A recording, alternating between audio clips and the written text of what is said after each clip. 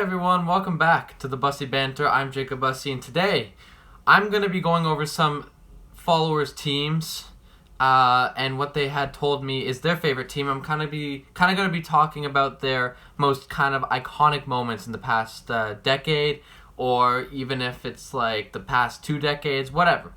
I think that we should kind of talk about people's feelings and people's ways of expressing their favorite sports team. So I'm going to start off today with the Toronto Raptors. So, if we look at the Raptors' entire franchise season since being, brought into the league years ago, the most iconic, in my opinion, would be that Game 7 shot that Kawhi Leonard made. Yes, it wasn't like a championship shot, but it was the first Game 7 buzzer beater in the history of the NBA. The reason why this sticks out so much in my mind obviously has to do with the fact that they would go on to beat the Milwaukee Bucks and beat the Golden State Warriors in the finals. That shot that Kawhi made, everyone stopped. Stopped breathing, stopped moving, stopped everything, and just watched. It took 5 or 6 bounces before it finally went into the net, and for that reason, that is why the Raptors, more specifically, most iconic moment in their history would be that shot. Kawhi would end up averaging about 30 points a game in that Milwaukee series and about 25 points in that Golden State series, leading them to their very first championship. Sticking with Toronto teams, the Toronto Maple Leafs were the next highest picked favorite team in the survey that I got. Their most iconic moment in the past decade, I would say, was making the playoffs in 2016. This was a team that had a lot of young core. Austin Matthews was in his first year.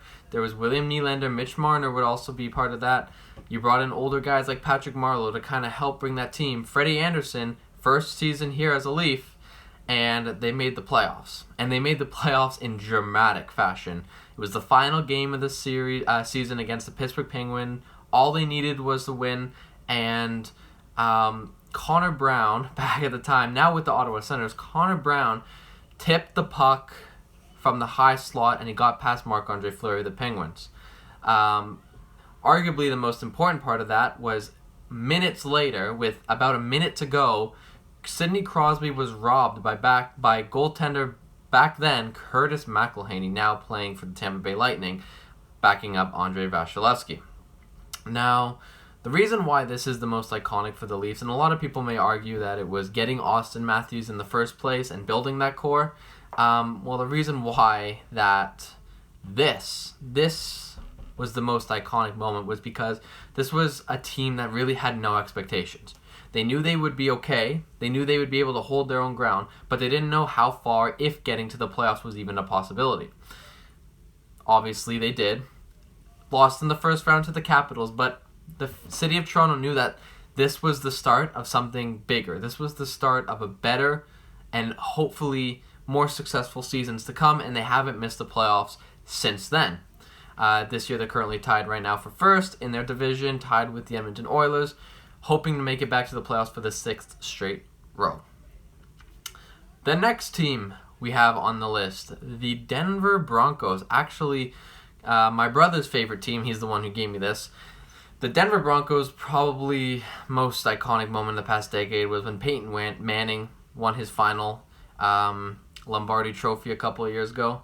Peyton Manning will be one of the greatest quarterbacks that have ever played the game of football, and we saw as fans and we saw as spectators just how incredible he could be. He was old. His line was incredible, though. His offensive line was absolutely unbelievable. He had Von Miller on that defensive line as well. So the Denver Broncos really had a lot going for them. And they won, and they really showed, and Peyton Manning did retire after that, but it was one hell of a way to end a retirement, is on a Super Bowl ring. The next team we have is, we're going to jump back to hockey with the Dallas Stars. Now, this team, the Dallas Stars, are one of the most interesting yet disinteresting team in the NHL right now. Now, the reason I say this is the team, the most iconic moment was them making the Stanley Cup, was Gurianov's goal against Vegas last year in overtime to get them to the Stanley Cup Finals. That was, in my opinion, their Stanley Cup. They got there, but Tampa wasn't going to lose. The Lightning were destined to win that Stanley Cup probably since the beginning of that series and probably since the beginning of those playoffs. They were just unbeatable, and they should have won the Cup at least 3 or 4 times within their 10-year span that they've had so far. The Dallas Stars, they're not doing very well right now, but they have so much talent on the team that it shocks me that they're doing so poorly. They're second or third last in their division. They're getting beat by teams like Chicago and Columbus. They're unable to close out games, whether it's in extra time or it's in regulation time, because the Dallas Stars, what they seem to do is they seem to go down 3 goals, score 3 goals in a span of 5 minutes at the end of the game, and then they won't do anything in overtime. Now, one of the friends I go to, shout out to Jonah, has been a Dallas Star fan for a very long time, and unfortunately he's had to suffer through this. I keep telling him the Stars will not make the playoffs. He obviously argues that they will. The way I see it is they will make the playoffs if they win those games, if they get that extra point, because 1 point is great, but in a season of 56 games, 1 point is not going to do enough, especially when other teams are getting the full 2. What does Dallas need to fix? Well, they're injury-riddled. And I know I've preached before, injuries aren't an excuse. You can't just say, oh, you know what, I'm just, we have no players. Sagan's been out for how long? Radulov's just went out. Jamie Benn just got back. Ben Bishop, the main goaltender of that team, has not played a single game this season. But that's not an excuse. A lot of teams go through injury problems, and whether or not you like it, or whether or not you think it's fair, or whether if you want to use it as an excuse, it doesn't make it a good reason. You can't say that, oh, the Dallas Stars are so injured that they're going to lose. You're losing to teams like Columbus, and you're losing to teams like Chicago. These are teams who not necessarily aren't deserving to be there, but they were not expected at the beginning of the season to be ahead of teams like Dallas, the team that was in the Stanley Cup Finals last year. Another big problem I have with Dallas is their goaltending. Anton Hudobin signed that contract last year. He was the starter, expected to be, because Ben Bishop's still out. And then they got Tyler Ottinger, I believe, is their backup. He is not looking good for Dallas. Obviously they think he's the future, but he does not look good. The future does not look like bright there. He has not won a lot of games this season, and unfortunately, it's showing in his play, and it's showing in his confidence, and this is the whole problem. And there's some more goaltending news. I'll get back to it closer to the end of the show. Goaltending is so important in the NHL, and a lot of teams don't understand how important it is until they're missing or until they're down a goaltender. Talk about the Leafs with Michael Hutchinson last year. They could not win a back-to-back for their life. Anderson would win the first, Hutchinson would absolutely suck the second. And it sucked because Leaf fans wanted to see him do so well. He's a great guy. The team loves him as a guy. But when you have a below 900 save percentage and a goals against average of 3.5, it's not acceptable. It doesn't matter if you're a backup. It doesn't matter if you're on the Leafs or he played on the Jets and the Florida Panthers as well. You have to make those saves. And Ottinger just isn't making them. So we'll get back to goaltending later on in the NHL because there's some news out of Toronto about Frederik Andersen, who I talked about last week going on injury leave. The Kansas City Chiefs was the second highest picked team out of my survey. Now, the Kansas City Chiefs obviously have everyone's favorite Patrick Mahomes, who will probably win 3 or 4, even 5 Super Bowls in his career as a quarterback on the Chiefs.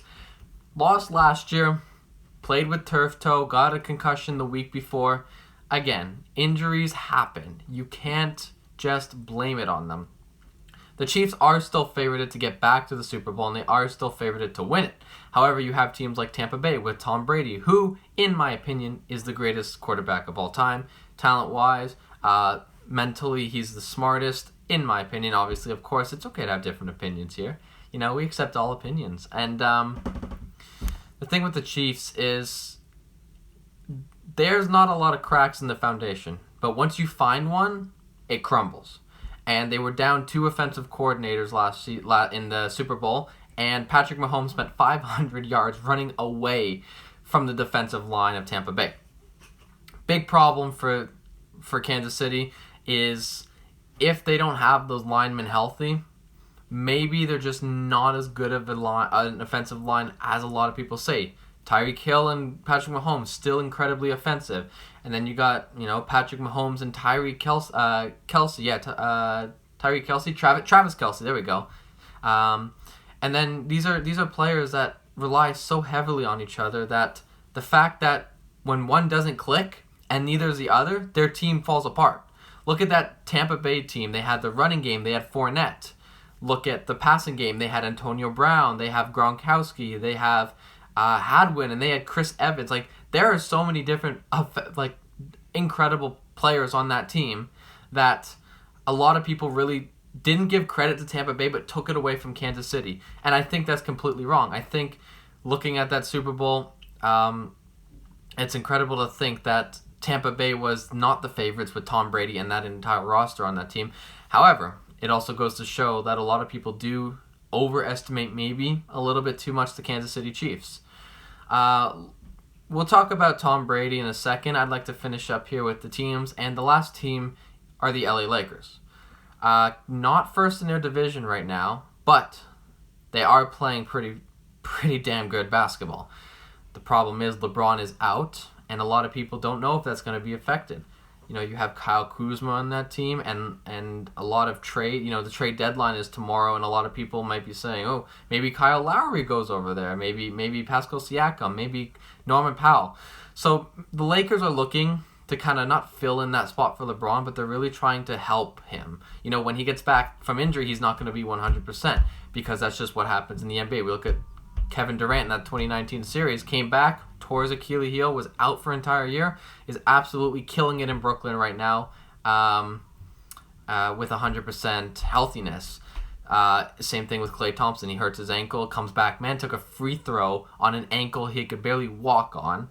He took a free throw, came back, and left the game after that, and he was never 100%. And he hasn't played at all yet this season. Steph Curry was injured too. He hasn't been playing very often, if at all. So it kind of goes to show how kind of important injuries are to a team, but at the same time, it's no excuse. If Curry's out, someone else got to step up. Draymond said today, and he said he's the best defender the game has ever seen, and I very highly disagree with that. There's definitely a significant amount of other defenders out there that are so much better than him. I don't know why he's saying that. I don't know what he's thinking, if he's thinking, obviously. But the whole point is injuries happen, and the Lakers right now can't use that as an excuse. Just as I was saying, the Dallas Stars can't use that as an excuse. They have to adapt and they have to overcome. This is what makes a good basketball team or a good professional team from a great professional team. It's who's going to step up in light. Who's going to step up with this person missing. And it's going to be interesting to see who steps up with LeBron gone. AD hasn't played for a while, so maybe someone else has got to step up. So you can't use that. So speaking of injuries, kind of segue back to Toronto, because obviously that is the main goal, the main view of this show, or not just the Toronto, but more like the Maple Leafs. I'm a big Maple Leafs fan. I don't have any merchandise on me today of Maple Leafs, but it doesn't take away from the fact that I am. Toronto's goalie, Frederik Andersen, starter, was put on the injury reserve. He is 7 to 10 days away from returning. He is suffering a lower body injury. Frederik Andersen obviously hasn't been playing very well. Has said that maybe the injury, if not been the reason why he's been playing so poorly. So there's a big kerfuffle in Toronto right now. A lot of people are, still want to forgive Freddie after playing a few games not very well, but others want to give Jack Campbell a chance. I want Jack Campbell to take that starting role. I'm sorry, Frederik Andersen, but unfortunately, it seems your time has come. You're starting to decline, and unfortunately, it's showing. You're not winning as many games. You're not saving as many pucks. You're not, your goals against average is going up. So it's really not. It's not good for him. It's not a good look. And if he were I don't want to say if he was smart, but there's been a lot of talks of trading him. One potential trade that kind of flew by the radar the other day was Jonathan Quick of the LA Kings, won 2 Stanley Cups in 2012 and 2014, coming to Toronto for a 1-1 deal. Freddie to LA and Quick to Toronto. Why do I think this will work? Is because look at our goaltenders right now. We have Frederik Andersen, who obviously has a leg injury. He isn't much of a mover in net. He isn't very flexible. Not to say that he can't be flexible, but he doesn't seem to show it. You have Jack Campbell, who literally flops his body around. In the last win, had a two-pad stack, which is, you don't see that very much anymore. That's very old school hockey. But then you have Jonathan Quick. Jonathan Quick is 35, so he's a little older than Frederik Andersen, but he's flexible.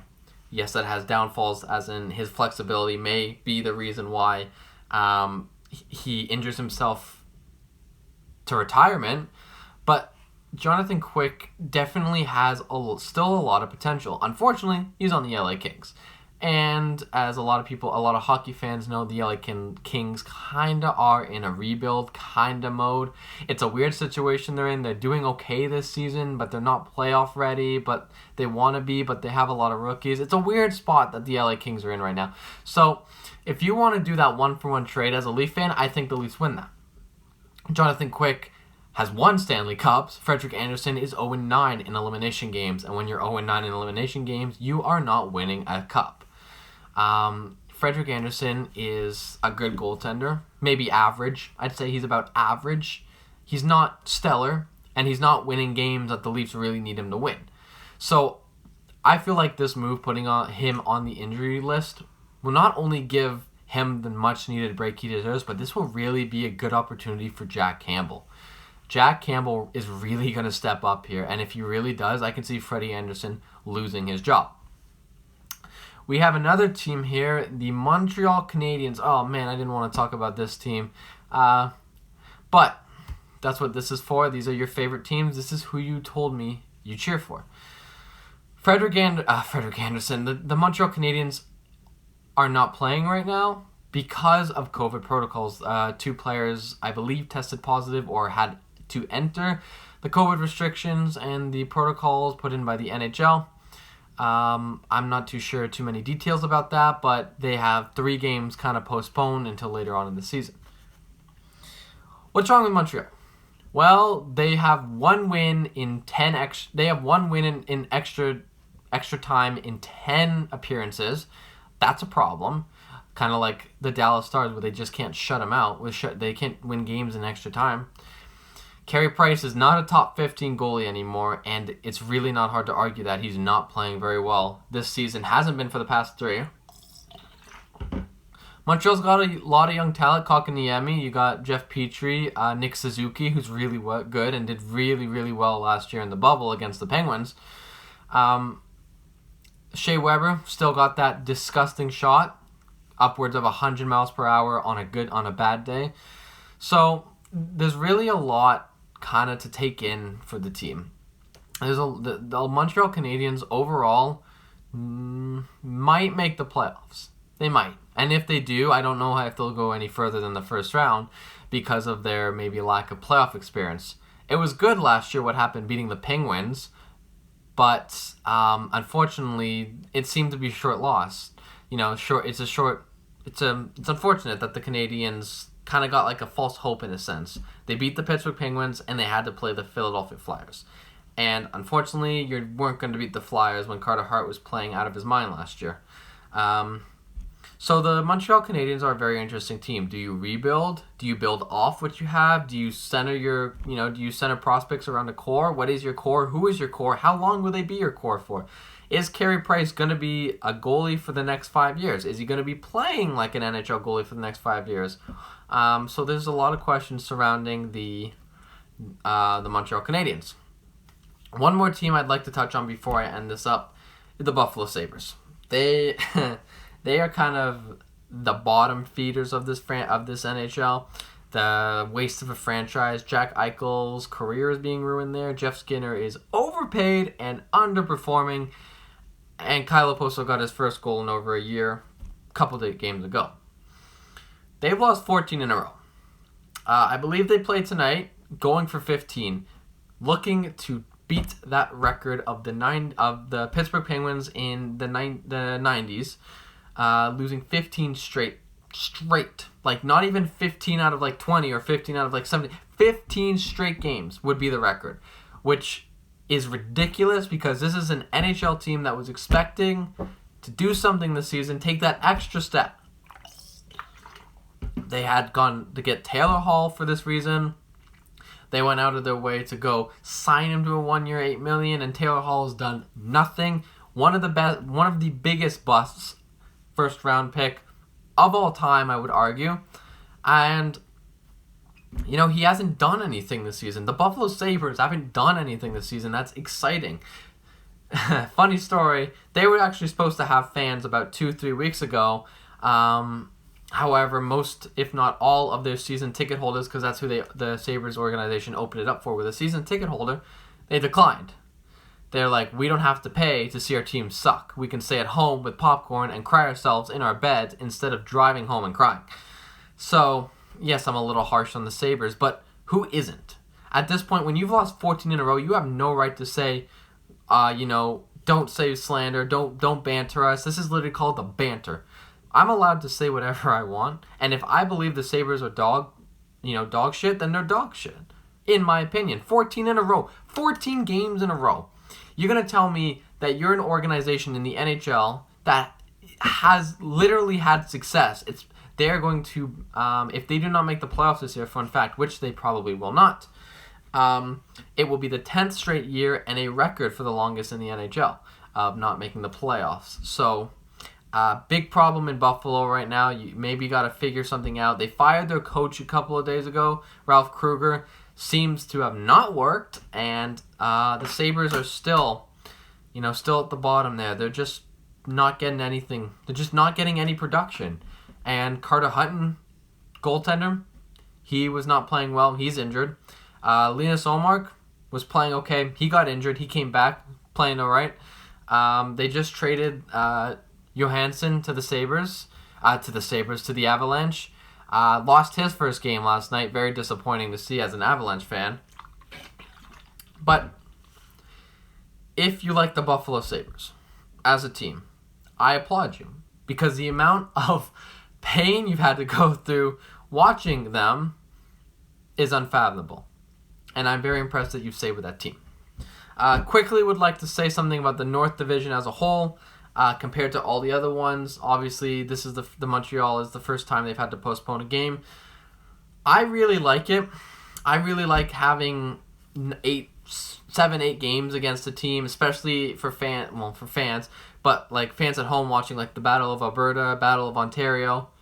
Here's where I got a problem. It's the fact that there are no fans. If this was a normal season, 82 games, imagine playing the Ottawa Senators as a Leaf fan like 9 or 10 times, having a sold-out crowd in each of those, being mostly Toronto because Toronto's fan base following is massive, like and the rivalry, like the Battle of Alberta, at Cassian and Kachuk would be at each other every game, and the fans would be into it, and that's what makes a hockey game. It's fights, it's goals, it's hits, it's shit talking each other, it's great plays, it's bad plays.